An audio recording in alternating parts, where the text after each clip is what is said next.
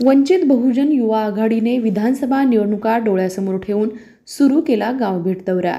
माढा विधानसभा निवडणुकीचे बिगुल वाजले असून इच्छुकांची संख्या देखील तालुक्यात वाढताना दिसत आहे, जो तो आपल्या परीने आपण कसे चांगले आहोत याची जाहिरातबाजी करताना दिसत आहे।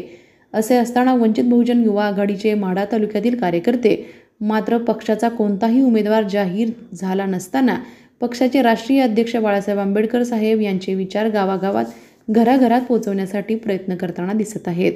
यामध्ये प्रामुख्याने कुर्डवाडी शहराचे अध्यक्ष प्रदीप पॅडी सोनटक्के, माढा तालुका वंचित आघाडीचे माजी माढा तालुका अध्यक्ष MD साबळे, विनोद सोनवणे, अशफाकभाई तवकर, भीमा माने, शहराचे युवा शहराध्यक्ष कृष्णा हजारे हे तालुक्यातील प्रत्येक गावात जाऊन पक्ष देईल त्या उमेदवाराला मतदान करून निवडून देण्याचं आवाहन करताना दिसत आहेत।